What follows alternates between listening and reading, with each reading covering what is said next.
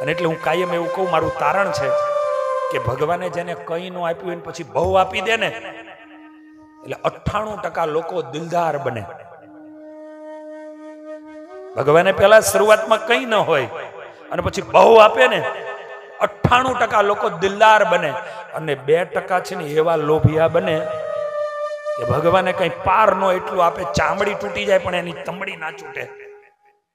ભગવાન એટલું બધા ઢગલા કરી દીધા હોય તો લારીના કપડા લાવીને પહેરે. બોલો વાલા, ભગવાને દયા કરી એનો પ્રસાદ છે. હવે તું તારે એને ભોગવવો વાંધો નથી, પણ વિવેકમાં રહીને 500 ગ્રામના શાકમાં ચપટી મીઠું ન ખાય.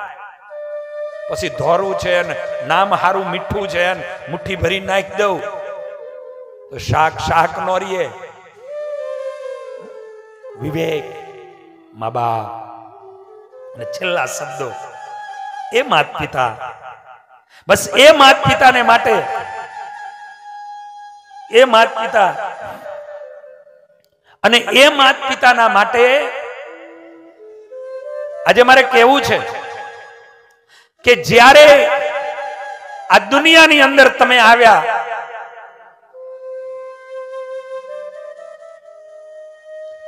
આ દુનિયાની અંદર તમે જ્યારે આવ્યા ત્યારે એવું કહેવાય કે આ દુનિયામાં આવીને તમે જે દિવસે પહેલો શ્વાસ લીધો,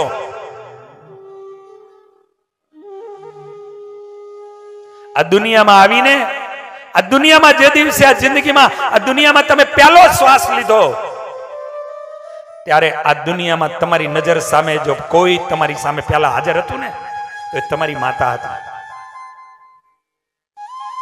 વિચારજો, આ દુનિયામાં તમે આવી અને પહેલો શ્વાસ જેથી તમે લીધો તેથી તમારી નજર સામે તમારી માં હતી. બસ એટલું જ કહું છું કે ઈ મા બાપ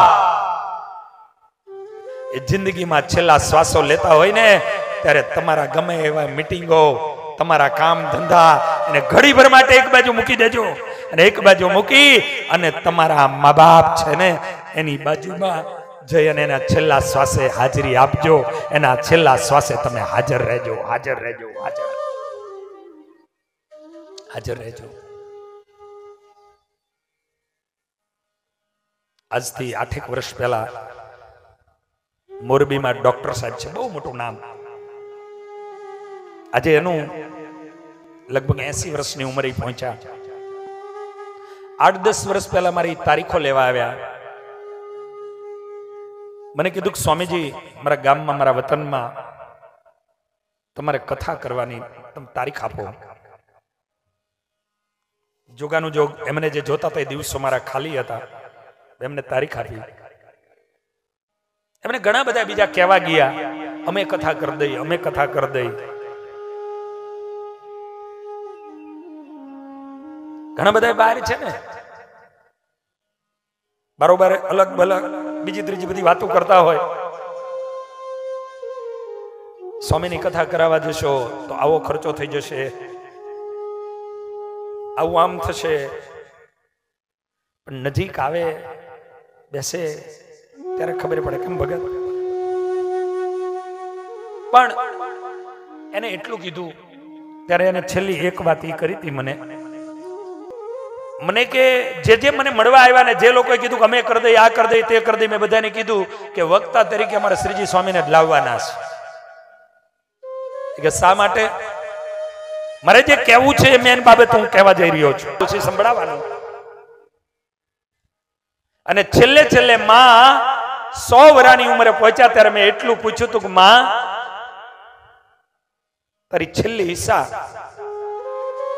તો આ દુનિયામાં ન હોય ત્યારે શું તારી માટે કરું? અને તેદી માં એટલું કીધું હતું કે આપણા ગામમાં એક નાના એવા સાધુ હતા ને, મેં લગભગ આજથી 28 વર્ષ પહેલા એ ગામમાં કથા કરેલી, બહુ નાની ઉંમર મારી. અને તેદી એ માએ સાંભળેલી અને માળીએ એવું કીધેલું કે નાના એવા સાધુ આપણા ગામમાં કથા કરવા આવ્યા હતા ને, એ સાધુની પાસે આપણા ગામમાં ફરીને કથા તું કરાવજે. અને માને મેં વચન આપ્યું હતું કે કથા કરું ને તો યાદ સંતને, મારા એમના પરિચય હતા. પણ મારે એ કહેવું હતું કે માં એના કાયમ માં એટલું કે બેટા તું નાનો હતો ને ત્યારે મેં તને માર્યો હતો, અને ત્યારે એલસી ડોક્ટર એલસી પટેલ મને એટલું કે માં એ વાત તું ભૂલી જા. ઘટના એવી ઘટેલી કે સ્વામી હું 5મું ધોરણ ભણતો હતો અને તેથી મારે પાટીમાં, પહેલા તો પાટી હતી ને સ્લેટ, અને એમાં લખવા માટેની પેન આવતી હતી, અને ખાલી મેં પેન માટે માને કીધેલું. માએ કીધું ઘરમાં કાંઈ નથી, નાની ઉંમરમાં પિતાજી મૃત્યુ પામ્યા હતા, ઘરમાં કાંઈ નથી. અને તેથી મેં વેન કર્યું ત્યારે મારી માએ મને માર્યો હતો. ઘરમાં કાંઈ નથી, તને કેમ આપું? પણ એ માએ માર્યો. હું રોતો રોતો સૂઈ ગયો. માં રોતી રોતી આવી અને માએ મને જગાડ્યો, મારા માથે હાથ ફેરવી અને કે બેટા મેં તને માર્યો, પણ બેટા મારા ઘરમાં કાંઈ નથી, હું તને કેમ આપું? હું તને શું આપું? અને 5મા ધોરણમાં હું ભણતો હતો ને, તેથી મારી માની આંખમાં આંસુ જોઈ અને મેં નક્કી કર્યું કે મારે ભણવું પડે. જો મારા પરિવારને મારે બહાર લાવવો હોય તો મારે ભણવું પડશે. અને 5મા ધોરણમાં મેં નક્કી કરી લીધું કે હું ડોક્ટર બનીશ. અને જેથી હું આગળ વધ્યો ભણવામાં, પછી તો પહેલા નંબરે આવવા લાગ્યો. મેં એટલી મહેનતો કરી અને ભણતા હું જેથી આગળ વધ્યો, મારી ફીઓ મારા ભાઈએ મીઠાના અગરોમાં અગરિયા બની, એક પટેલનો દીકરો મીઠાના અગરમાં અગરિયાનું મજૂરી કામ કરી અને મજૂરી કરી કરીને મારી ફીઓ ભરી. અને તેથી મેં નક્કી કર્યું હતું હું જેથી રૂપિયો કમાવું ને તેથી મારું મકાન પેલું નહીં બનાવું, શહેરમાં મારા ભાઈનું મકાન હું પેલું બનાવી દઈશ. અને સૌથી પહેલા પોતાના ભાઈઓ અને એના દીકરાઓ એ બધાને વેલ સેટ કરી દીધા, અને પછી પોતાની માટે એને બધું જ કર્યું. આવી સ્થિતિએ પહોંચ્યા પછી એને આ ઉંમરે પણ પોતાની માં 103 વર્ષે થઈને તો એને ભૂલ્યા નહોતા. અને આ પોતે કે હું પરીક્ષા દેવા જઉં ને ત્યારે માં સત્સંગી એટલે એટલું જ કે દીકરા સંતોને હું રસોઈ આપીશ, ગામમાં આવશે ને એટલે પણ તું પાસ થઈ જઈશ. જા, મારા સંતોને હું ધોતિયા ઓઢાડીશ, તું પાસ થઈ જઈશ. મારી માં વાતે વાતે એટલું કહેતી, મારા સાધુ, મારા મૂડીના સાધુ, મારા મૂડીના સાધુ, મારા મૂડીના સાધુ. બસ મારી માં કાયમ એટલું કર્યા કરતી. અને એટલે મેં નક્કી કર્યું છે કે દર વર્ષે મારા માના નિમિત્તે વર્ષમાં 2 વખત હું મૂડીની અંદર જઈને હું રસોઈયું આપીશ. બસ મારે એટલું કહેવું છે, આ મા બાપ એને તમારી માટે શું કર્યું એ શું ખબર છે તમને? માટે એવા મા બાપ એને ક્યારેય જીવનમાં ભૂલતા નહીં કે આ દુનિયામાં તમે જે દિવસે પહેલો શ્વાસ લીધો ત્યારે સૌથી પહેલા તમારી સામે તમારી માં હતી.